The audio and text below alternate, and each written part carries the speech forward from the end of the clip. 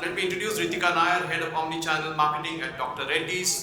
Richard Roy is the Chief Marketing Officer of Clinical Hospitals India. Payal Hota, Senior Managers at US Pharmacopoeia. Bruce, President of Chennai and co-founder of NetMeds. Ladies and gentlemen, please take over, and the session will be moderated by Bruce. Okay, that's a vote. What's up? Hi, thanks for all being here. It's funny, we were talking before and saying, today I think is the longest time I have sat in one place still for this many hours, but very refreshing, rewarding, and lots of great information that we all were able to learn from. So all day today, we've been exposed to a lot of different talks that referred to AI as a tool that would interpret very precise data, diagnosis, readings, various metrics that AI is very good at. But now today, we're going to kind of drop the guardrails and talk about AI as a tool that can be used in content building and branding. And the first thing that comes to mind is there's a book that you have to remember to look at. It's called Real Time. It's written by a guy named Regis McKenna. And if you can believe it, it was written in 1998. And it's called Real Time, Preparing for the Never Satisfied Customer. And what it refers to is that there will come a day, and I think the day is today, that people will be so bombarded with a flow of information that it will be almost impossible to hold their attention and captivate them as your brand hostage, because there'll be so much new information every day that people will be jumping from here to there, from brand to brand, and loyalty will be a very difficult thing to achieve. So that's kind of a nice launch point for today. So a thought to go along with that is when we look at AI, we ask, is it a creative partner or is it just a clever imitator? So, panel, what do you say? Payal wants to jump on that one. What is AI? All right. So first of all, thank you everybody for being here, and thank you Healthcare Summit for giving me this opportunity. In fact, I've had a great time discussing with these industry stalwarts backstage. Already have been learning a lot from them. Now talking about the question, the topic AI. Today, I think there's no place where you cannot hear about the rise of AI. And the evolution of AI. And coming from a perspective from a pharma industry domain, from the pharma industry ecosystem, and as a ground level marketeer, I think without even realizing, I have been using AI tools in my regular workflows. Whether it is converting a long form content into short content pieces for multiple channels, or either it is pulling analytics insights from the past campaigns and improvising on the next strategy, or either in fact improving the design elements. So there are various usage that I have been using AI for, the generative AI or the predictive analytics. Now having said that, the question whether AI is a it's a creative partner or a clever mimic for me, talking from the advertising or a creative angle of content curation, I really believe that the power still lies with us, the humans. Because generative AI, to be very specific, can create content very rapidly. But often it lacks the depth, the nuance, or the understanding of, let's say, a highly regulated market content requirement like pharma industry.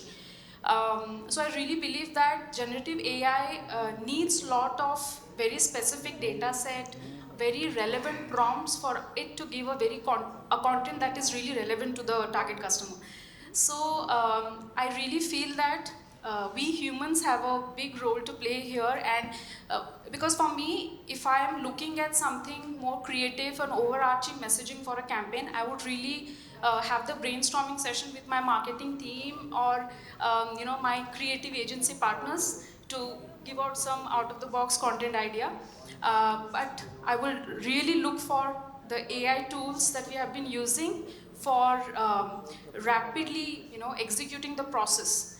So for me, I guess AI is a clever partner for me. So that's what I have to say. Great answer, and you reminded me of something I wanted to point out too. So, as was announced before, I co-founded NetMeds, and we were fortunate enough to sell NetMeds to Reliance Industries, and then our whole team, the same team that created NetMeds, acquired that company, SHAI, and what that stands for is smart humans leading the way for artificial intelligence. So you make a great point. So what about you, Rita? What do you say about AI today and how it's helping, hindering, or assisting you? Okay. I think she's already covered a lot of it. But I think few points that I thought I could add. See, the assumption is that AI makes us think more creatively, and it is the truth. It's not, so it's almost like you funnel your right brain a lot more when you use AI. Have you realized it? When you kind of give one prompt, okay, on AI, it will throw out one output. Then you think about how can I improvise it. So you're actually giving a lot more strain to your right side. And when I'm saying right side, for the uninitiated in the room, it's basically the more creative part of your brain, right? So you're forcing yourself to kind of think more creatively. In fact, there was a study done on this in the Harvard School of Business, whereby 40% of your creativity actually improves. Okay, so the assumption, let me just get that out of the room, that you kill creativity when you use AI, is kind of like overrated. The other thing I want to probably add is, today we are seeing the benefits of AI being used mostly in content creation, speed, as well as options. It's great when we are actually now hyper-segmenting our audiences so much, right? Like, the idea is like, and I mean, no guesses to this one, we work in an environment where we talk to doctors, so many different types of doctors. Earlier, it was very clear, there was a specialty of doctor, let me put him in that specialty bucket and talk to him. Today, we have so many different options to segment that doctor. The doctor is a rural doctor, he's a city-based doctor, he's an older doctor, he's a high-experienced doctor, he's an expert, he's a KOL. So many variations that we kind of club the doctors into.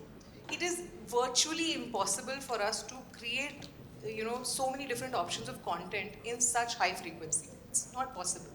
So when you train the tool enough, or there is enough data from your past campaigns and data which is there, which could help you understand or what are the direction of content that you need to create for each of these segments, that is like a big game changer for us.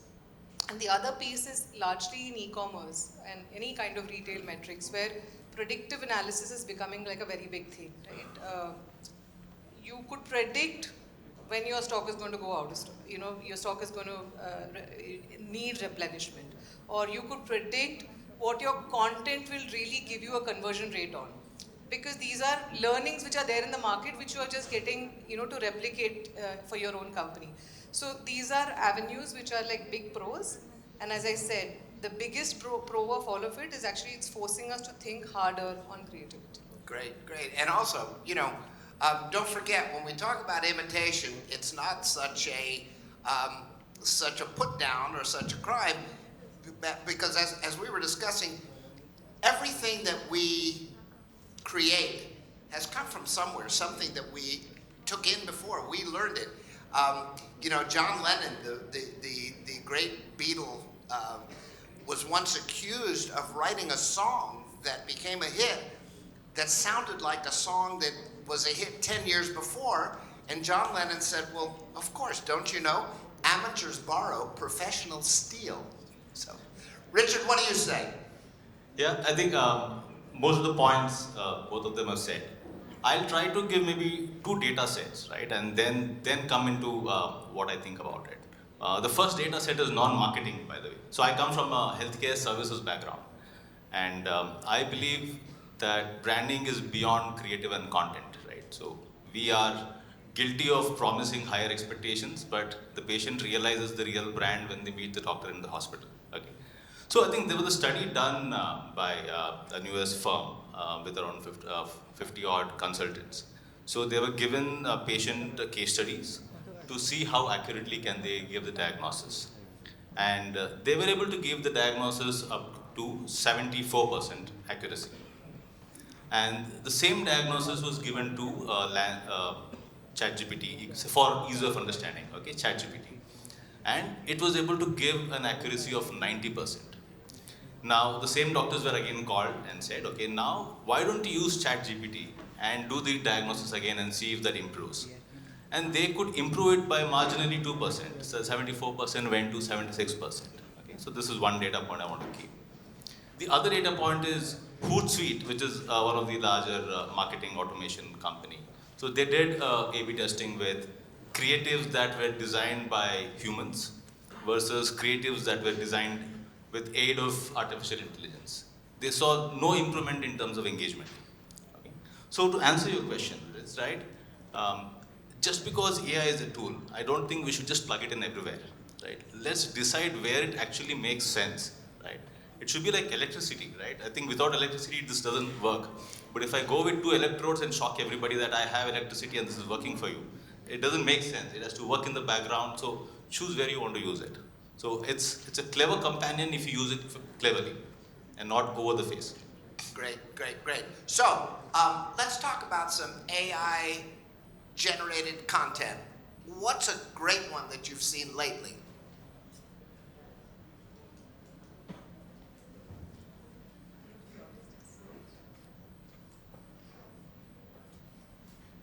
Okay, should I start maybe?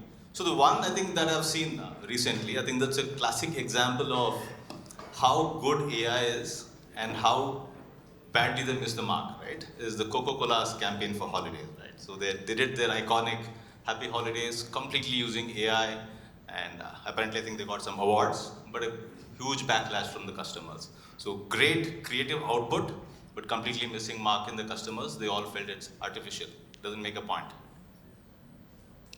Okay, so I'll probably talk about Amex. You know, Amex uses AI beautifully. Again, I will build on the example that I was talking about in terms of segmentation. Do you know how many segments Amex has? Take a wild guess. 1,600 segments.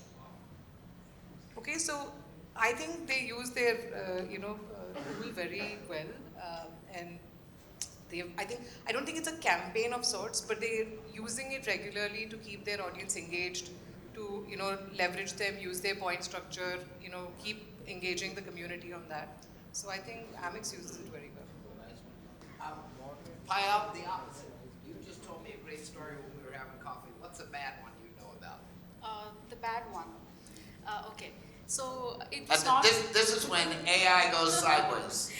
Okay, so it's not exactly an advertisement, but I hope many of you would have heard about this real story where Air Canada had to pay a fine to a particular customer because of miscommunication done by its chatbot. So here's the story. So a person asked this chatbot saying, do you guys give bereavement discount? And the chatbot seemed to have said, yes, we do. So the guy went ahead and booked the ticket, giving the full price. And after that, it went to Air Canada again and asked for the refund. And obvious what Air Canada said, it's not part of a policy. So the guy went ahead and sued Air Canada, and Air Canada had to pay the fine. So this is the problem, because chatbot, like any other AI technology, needs the right set of data, meticulous training. So that's really important.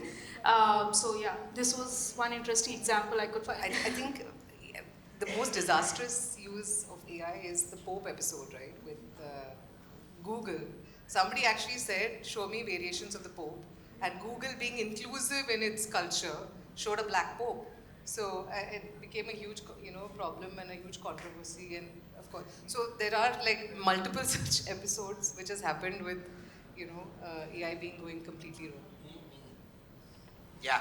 Now, we also talk about AI in terms of being useful as a predictive tool to help understand analyze and predict customer behavior. Before I turn it over to get insights from my panel members, I'll tell you about a quick little story. I was on a panel with the CEO of a company called Haptic. Haptic is an AI company, and of course I was there with him and the CEO of Swiggy.